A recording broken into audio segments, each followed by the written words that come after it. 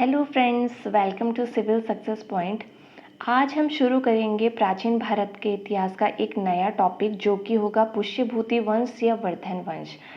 अगर आपने अभी तक चैनल सब्सक्राइब नहीं किया तो पहले चैनल को सब्सक्राइब कर लीजिए और बेल प्रेस कर लीजिए ताकि आपको रेगुलर वीडियोस मिलती रहें। अब चलते हैं, टॉपिक को शुरू करते हैं। आज जो टॉपिक है वो है पुष्यभूति वंश या वर्धन वंश। अब मैंने पिछले वीडियो में बताया था कि कुमार गुप्तों के टाइम पर जो होता है हुणों का आक्रमण होता है, तो स्कंदगुप्त एक गुप्त शासक हुए जिन्होंने हुणों को पराजित भी किया था, पर उसके बाद कोई इतने प्रतापी राजा नहीं बन पाए जो कि इतने विशाल साम्राज्य को समेट सके और उसमें अपना शासन चला सकें। तो इसके चलते चलते जब हुणों का आक्रमण हुआ तो हुणों गुप्तों के पतन के बाद जो है भारत में कई छोटे छोटे राज्यों का उदय होता है और उसमें सबसे प्रचलित और जो पश्चिमी भाग है उसमें वर्धन वंश का उदय होता है जो कि हरियाणा में था। अब चलिए इसको समझते हैं। एक बार आप मैप में देख लीजिए, आपको अगर मैप में देखेंगे तो ज़्यादा अच्छे से ध्यान रहेगा कि कौन से वंश कहाँ कहाँ उभर के आए थे। तो ये मैंने अभी बताया कि हरियाणा में जो है वर्धन वंश, कन्नौज में मोखरी वंश जहाँ के राजा ग्रहवर्मा थे, और जो मध्य प्रदेश का क्षेत्र था उसको मालवा कहते थे, तो यहाँ के जो राजा थे वो देवगुप्त थे।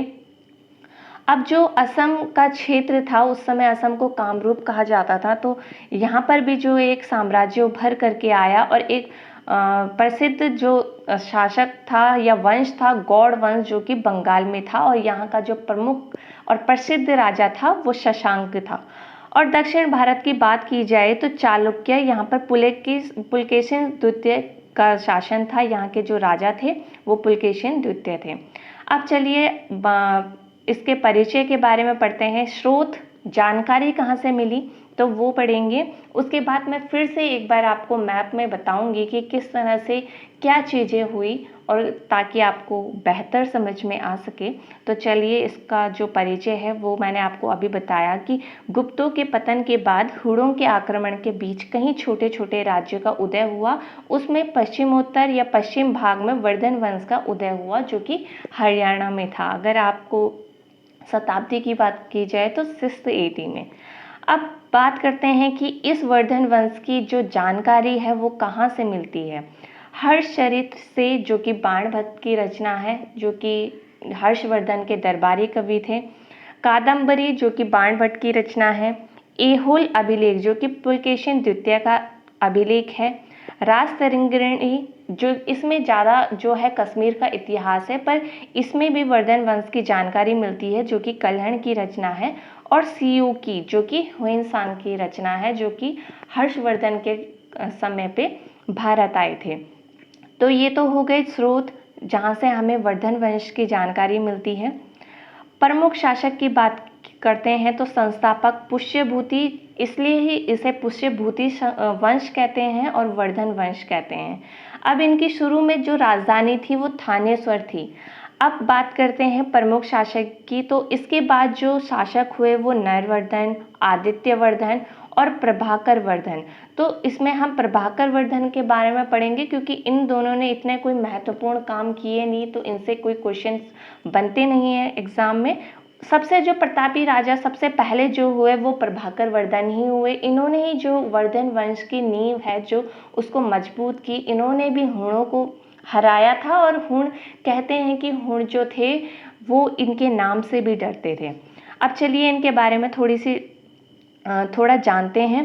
प्रभाकर वर्धन की जो शादी होती है, जिससे विवाह होता है, वो यशोमती थी। अब इनके 2 पुत्र और 1 पुत्री होती है। बड़ा पुत्र का नाम राजवर्धन, छोटे पुत्र का नाम हर्षवर्धन और एक बेटी थी जिनका नाम राज्यश्री था।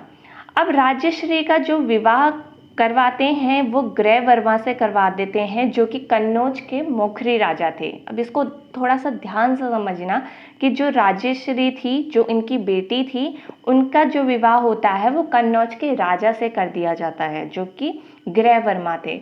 अब जो ग्रहवर्मा यानी कि कन्नौज के राजा थे, उनकी जो थी वो दुश्मनी थी मालवा के राजा के साथ।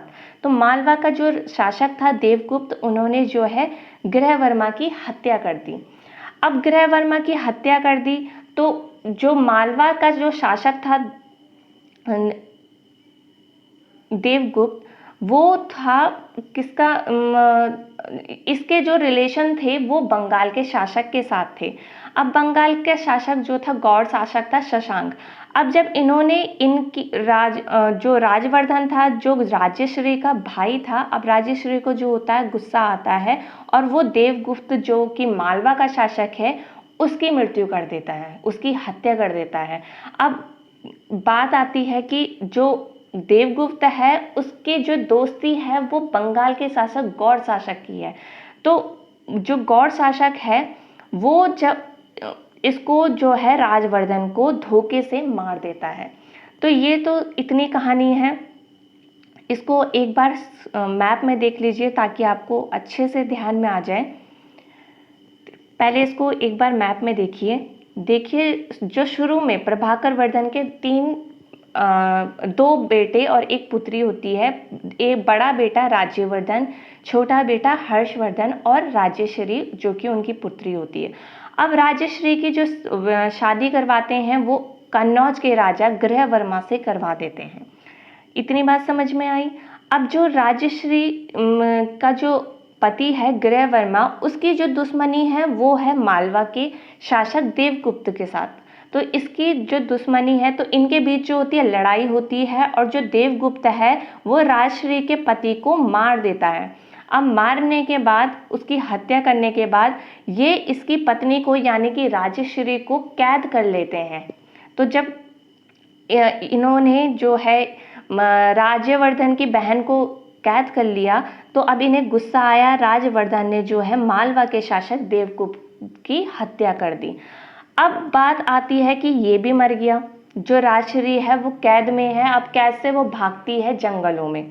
अब जंगलों में जब वो भाग रही है और जो राजवर्धन है उन्होंने जो है मालवा के शासक देवगुप्त की हत्या कर दी। अब जो मालवा का जो शासक था और बंगाल का जो शासक था, इन दोनों के बीच में दोस्ती थी। अब जब इन दोनों के बीच में दोस्ती थी तो जो बंगाल का जो गौड़ शासक है शशांक, वो धोखे से किसकी हत्या कर देता है, राजवर्धन की। तो इस चीज को आपको अच्छे से ध्यान में रखना है ताकि आपको इसकी पूरी स्टोरी समझ में आ जाए और आपको कंफ्यूजन ना हो। तो जब अब शशांक ने राजवर्धन की जो हत्या कर दी, उसके बाद एक चुनौती के साथ सिर्फ 16 वर्ष की आयु में हर्षवर्धन जो है राजा बनते हैं।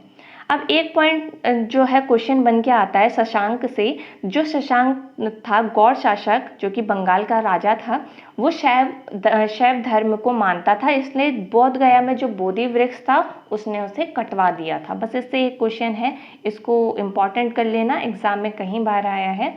चलिए अब आगे बढ़ते हैं, हर्षवर्धन के बारे में पढ़ेंगे। हर्षवर्धन जो है इसका जो शासनकाल रहा वो 606 ईस्वी से 647 ईस्वी तक रहा। हर्षवर्धन जो है 606 एडी में राजा बनते हैं सिर्फ 16 वर्ष की आयु में।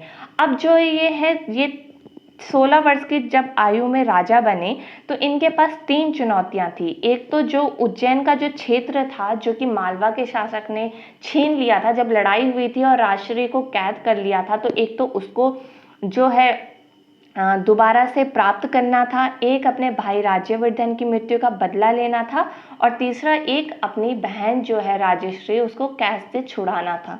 तो ये 3 चुनौतियों के साथ में सिर्फ 16 वर्ष की आयु में जो हर्षवर्धन है वो राजा बनता है और इन तीनों ही चुनौतियों पे जीत भी प्राप्त करता है। अब चलिए आगे बढ़ते हैं। उसे शिलादित्य के नाम से भी जाना जाता है और शिलादित्य का नाम किसने दिया ये पूछा जाए तो हिंसांग ने दिया। हर्ष ने गौड़ शासक शशांक को पराजित कर कन्नौज को जीता। अब मैंने बताया था कि जो गौड़ शासक है जिसने कि कन्नौज पे अपना अधिकार कर लिया था, तो उससे लड़ाई करके अब कन्नौज को भी जीत लेता है और अपनी जो राजधानी जो पहले थानेश्वर थी वो अब थानेश्वर से स्थानांतरित करके कन्नौज बना देता है। अब कन्नौज बाद में चलकर जब हम दक्षिण भारत का इतिहास पढ़ेंगे तो उसमें कन्नौज इतना महत्वपूर्ण हो जाता है कि कन्नौज के लिए त्रिपक्षीय युद्ध भी होता है। तो इसको जब दक्षिण भारत के इतिहास की जो वीडियो आएंगी मैं उसमें बताऊंगी। उसने मालवा के शासक देवगुप्त की कैद से अपनी बहन को छुड़वाया, जो कि देवगुप्त की भी हत्या हो गई थी, पर कैद में थी तो वो उस समय जंगलों में भाग रही थी। तो कहा जाता है कहानियों के तौर पे तो ये है कि जब जो हर्षवर्धन है अपनी बहन को खोज के ढूंढ के लाता है, तो उस समय जो राज्यश्री थी वो अपने अंतिम उसमें थी कि वो आत्महत्या करने जा रही थी। तो आत्महत्या के जो मुंह से वो अपनी बहन को बाहर निकालता है, ऐसा कहीं इतिहासकारों ने लिखा है। अब इसमें कितनी सच्चाई है ये कुछ कहा नहीं जा सकता, पर अगर आपको कहानी के तौर में याद रखना है तो आप याद रख सकते हैं, इससे क्वेश्चन नहीं बनेंगे। अब जो एक पॉइंट आपको याद रखना है, ह्वेनसांग हर्षवर्धन के समय ही भारत आया था, ये मैंने आपको बता दिया है। हर्ष ने कन्नौज में विभिन्न धर्मों के विशाल सभा का भी आयोजन कराया। हर्ष ने प्रत्येक 5 वर्षों पर प्रयाग संगम पर एक समारोह महामोक्ष, यहाँ पर मोक्ष है, परिषद का आयोजन करता था। 5 सालों में जो प्रयाग है, जो संगम है 3 नदियों का, वहाँ पर हमेशा 5 वर्षों के बाद एक आयोजन करवाता था महामोक्ष परिषद का। अब कहते हैं एक बात इसको नोट कर लेना कि जो प्रियदर्शिका नागानंद रत्नावली है वो हर्षवर्धन की ही रचना है। कहा जाता है इतिहासकार, कहीं इतिहासकार लिखते हैं कि जितना बल हर्षवर्धन के तलवारों में था उतना उसकी कलम में भी था।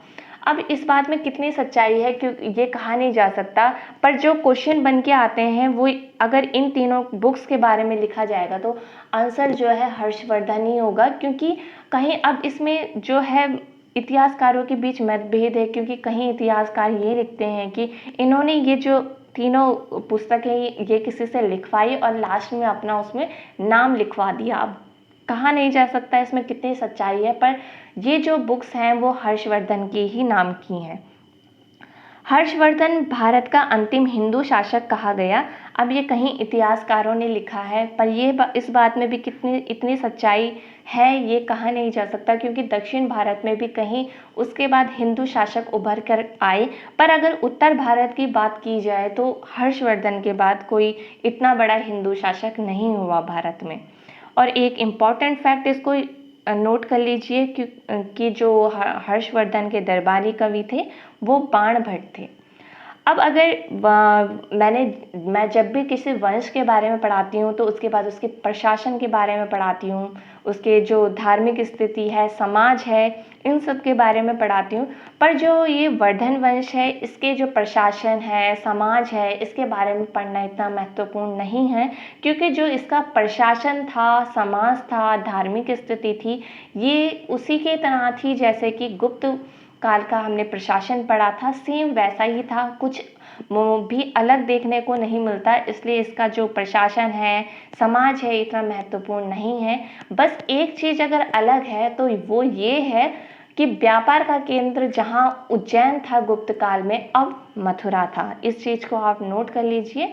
बाकी जो चीज़ें हैं प्रशासन, समाज और धार्मिक स्थिति से वो सब कुछ लगभग सेम ही हैं, तो उसको पढ़ने की ज़रूरत नहीं है। आप इन्हीं पॉइंट्स को अच्छे से पढ़िए, इस कहानी को अच्छे से ध्यान में रखिए, ताकि आपको इनसे जो भी क्वेश्चन जो बने वो छूटने नहीं चाहिए, आपके सारे क्वेश्चन बन जाएंगे। और एक पॉइंट आपको मैं ये बता दूं कि जब हर्षवर्धन ने कन्नौज के क्षेत्र पे अपना अधिकार कर लिया था और उसके बाद जब आगे बढ़ता है और यहाँ पर जो नर्मदा नदी के तट तक पहुँचता है तो उसका सामना जो है पुलकेशिन द्वितीय से होता है और ये उसके ऐहोल अभिलेख से मिलता है। पर इसमें जो है हर्ष की जो है हार होती है, हर्ष इसमें जीतता नहीं है। तो उसके बाद जब दक्षिण भारत का हम इतिहास पढ़ेंगे तो उसमें जो वास्तविक के चालुक्य वंश है उसमें जो सबसे प्रमुख राजा होता है वो पुलकेशिन द्वितीय ही होता है, और इसी ने हर्षवर्धन को हराया। उसके बाद जो हर्षवर्धन का जो साम्राज्य है वो बस यहीं तक ही सीमित रह गया और इसके बाद इसका भी धीरे धीरे जो है पतन हो जाता है। तो आपको ये सब पॉइंट जो हैं अच्छे से ध्यान में रखने हैं, इसको रिवाइज करने हैं। अब नेक्स्ट वीडियो जो होगी वो दक्षिण भारत का इतिहास होगी, उसमें मिलते हैं। तब तक इसको अच्छे से रिवाइज करिए, इसके MCQs बनाइए, अपना ध्यान रखिए। Bye bye, take care.